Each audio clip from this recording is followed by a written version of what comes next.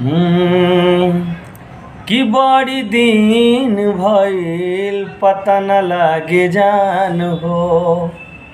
कहाँ गइलू भइलू ईद के तू चांद हो। कि बड़ी दिन भइल पता न लागे जान हो। कहाँ गइलू भइलू ईद के तू चांद हो।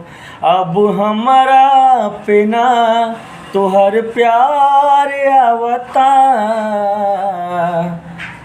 केहू कमी पूरा करता हमार, तब फोन ना तोहार आवता। लागे मिल गइल बा दोसर कौनो यार, तब फोन ना तोहार आवता।